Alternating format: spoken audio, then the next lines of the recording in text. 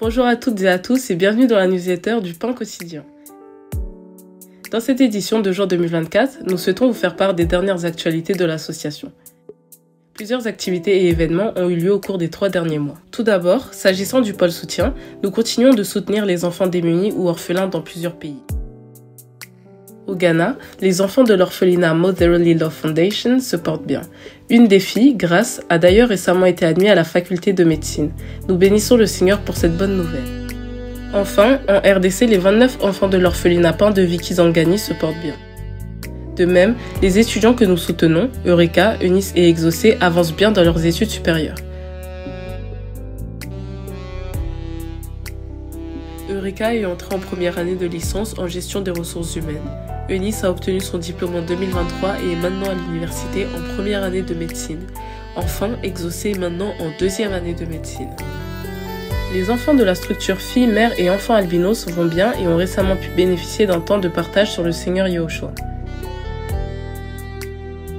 Au Cameroun, au cours du mois d'avril, les enfants de l'orphelinat El Jireh ont été affectés par une épidémie de rougeole. Par la grâce du Seigneur, une infirmière a pu soigner les enfants et une décontamination des lieux a été effectuée.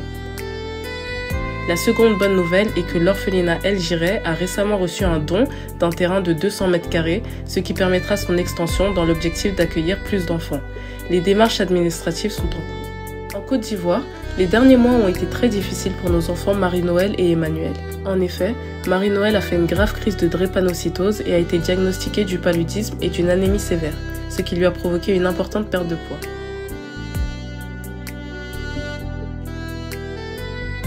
Quant à Emmanuel, elle a été diagnostiquée d'une infection pulmonaire associée d'un paludisme et d'une anémie sévère.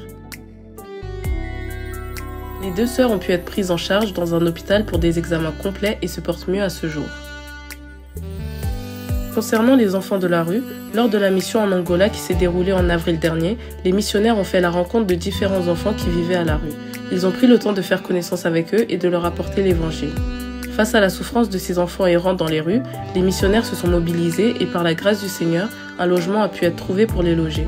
Celui-ci comprend une grande cour, un salon, 15 chambres, une grande cuisine, 4 salles de bain. Ces enfants pourront désormais bénéficier d'un meilleur cadre de vie et d'un toit où reposer leur tête.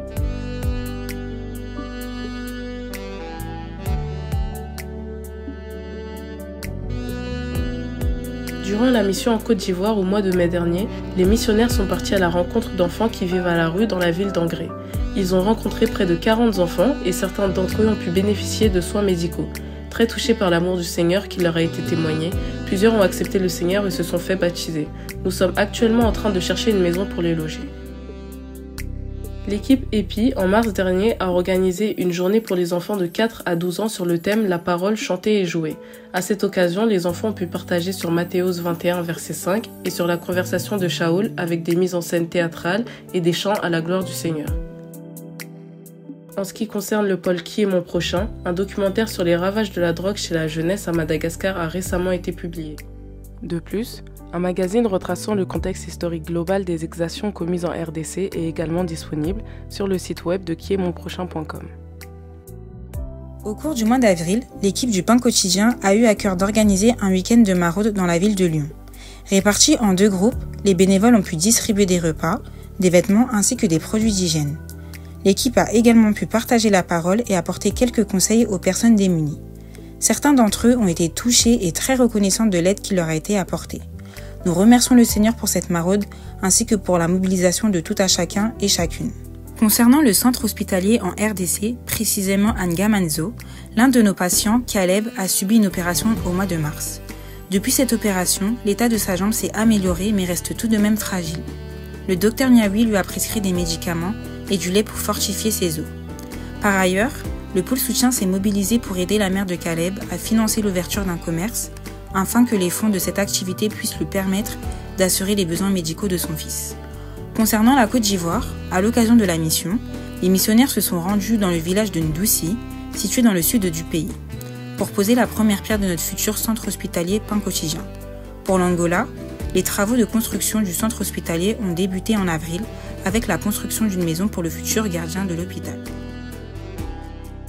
Pour terminer, l'équipe du pôle couture continue de dispenser des formations de couture gratuites pour les personnes désireuses. À ce jour, 14 personnes ont déjà été formées. 375 serviettes hygiéniques ont été distribuées en Angola en janvier et mars dernier, 100 serviettes hygiéniques en Afrique du Sud et 140 serviettes hygiéniques au Congo, Kinshasa et Brazzaville. Nous bénissons le Seigneur pour l'œuvre qu'il fait dans chaque pays et vous remercions d'avoir suivi cette newsletter et revenons bientôt vers vous avec de nouvelles actualités. Que Yahushua vous garde, à bientôt.